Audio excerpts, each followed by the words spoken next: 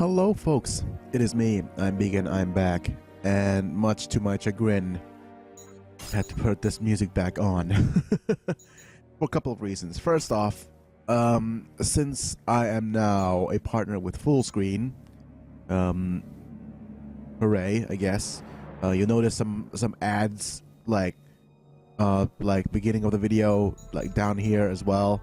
So please turn ads on, turn your ad block off. It's my only way of making money, and it doesn't actually cost you very much. So that's that point aside. I'm back from my hiatus. I'm not feeling very well at the moment, but yeah, might as well start uploading more videos regarding a couple of things. Spec Ops is one of them, but today what I'm going to do is I'm going to go to my teams and take a look at some of the newer characters that we have right here for Spec Ops and PvP. Right, let's have a look at Angel first. I can't believe I haven't done an Angel's perspective type thing yet. Angel here is a generalist. That's one nice thing about him, which means that once you get him and you level him up, he gives a lot of PvP bonuses. He has what's called techno-organic wings, which make him immune to ground attacks, and he has 25% to avoid attacks. So that already makes him very evasive. And he has essence reading, which has a chance to preemptively place generalized on attackers. So that's pretty cool. Unfortunately, I'm not sure if that triggers while attacking him on only him or other characters as well. And that flapping wing is a little bit annoying, but never mind that. We have Absolution, chance to gain focus, fortified, agile, or strengthened. So basically buffing up himself. He has Rapture, which is a quick action that ally get an extra turn next round. So this melee it's a melee attack that grants him a extra turns for his allies, so that's pretty nice. Asperio, which is deals damage to all enemies, increases attack, defense, accuracy, and evasion on buffing yourself, and increases the effect of healing received. So pretty basic buffing character.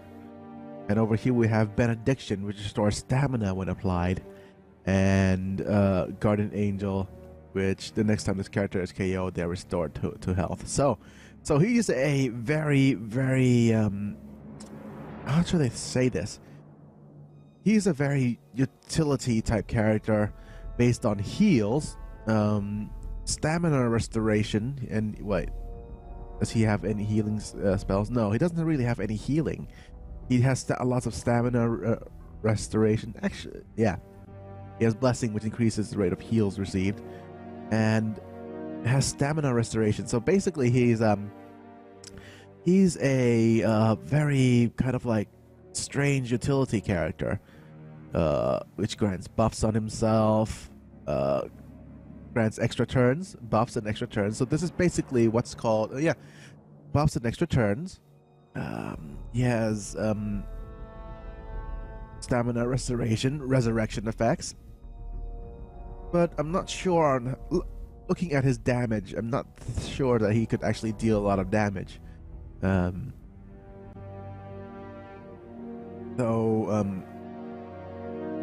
He's not a damage dealer by any means, but he is super annoying.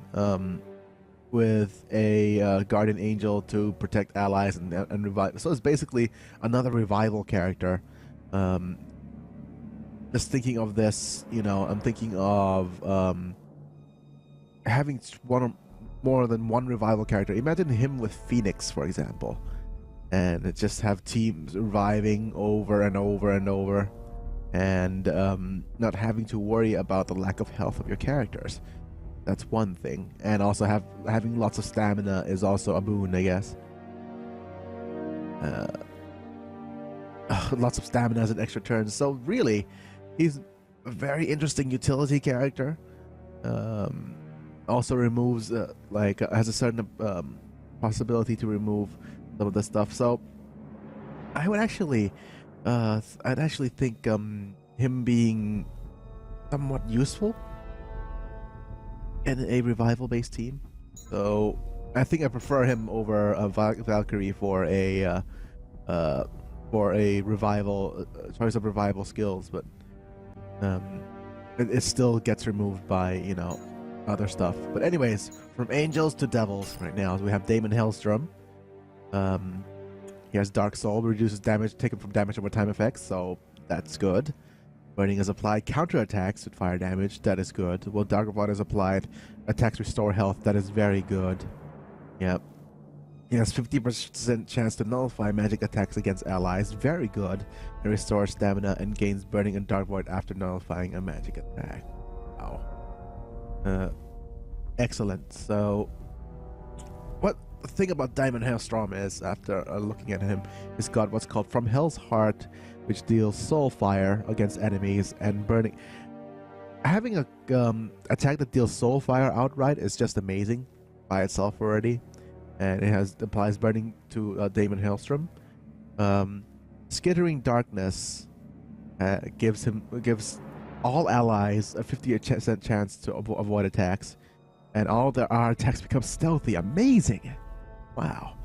And this applies Dark Void to Daimon Hellstrom. So he's applying lots of debuffs on himself, able to call up the succubus. This is a subtle effects, and that gives it soul, has mind controls. Wow. Burning and Dark Void unlocks more powerful summons, consumes Burning and Dark Void, and mind control means psychic attacks. Psychic effect causes characters to sometimes protect enemies from teammates' attacks. So he's kind of a what do I call this? He's very he is like a defensive anti-Doctor Strange type character. However, he does work very well with Doctor Strange because he could apply Soul Fire, and his attacks, like this one, is magic. Do you believe in magic? So, and actually causing some magical characters to be summoned up from hell, which is pretty amazing. And here have Purifying Flames to restore health each turn, remove and prevents debuffs. That's not remove Burning or Dark Void. And the issue is removing and preventing debuffs. So this right here, he's very, very good already. He's got I'm expecting a lot of changes to come to his character, because right now he is a character that reduces so much magic damage, and magic damage is going to be a primary offense in a couple of these in a few times. Actually, magic damage is going to be a primary offense of for example, for a couple of our characters, and I like him. He's a wonderful alternative to, for example, Doctor Strange, to as far as healings and things are concerned. And yeah, I think he will be a force to be reckoned with. The only downside is that he is a blaster, which means that tacticians will own him all over. Yeah. So he needs proper protection against that, against certain characters. But yeah, he has a potential to deal lots of damage, has a potential to reduce lots of damage. But let's see how well this guy comes up in for the PvP. But yeah, magic-based character that reduces damage from magic-based attacks, and considering what's its name? The Sinister Scepter was the last PvP season's prize. I think he will be a force to be reckoned with next PvP season. Yes. Last but not least is Santana, Infiltrator. That's one interesting thing. So there's that. Dark Pact, which raises stats when affected by dizzy, exposed, slowed, or weakened. He has Sinful Thoughts. His chance to gain sin when attacking. Increased damage done while affected by sin, and chance to apply Soul Fire on attacks when affected by Bane. So, yet another anti-magic character. Especially if with sin involved, then we are talking very much about Ghost Rider. So, so she is actually going to be very strong against Ghost Rider, and Ghost Rider will target her first, considering she is Infiltrator. So anti-Ghost Rider character in preparation for Spec Ops, perhaps. Let's see.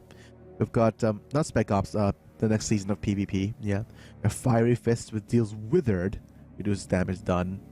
Irredeemable, applies Sin to Santana, and Infernal Magics, which is applied slow to all enemies. Well, that's expected. Fires of Hell deals Bane, Melt Armor, and Witchcraft on all enemies, and Melt Armor on all enemies, and Dizzy and Bane to Santana, and Dizzy to all allies. So, very, very risky maneuver, but it does deal Bane to all of the enemies. And over here we have Enthralled Guardian.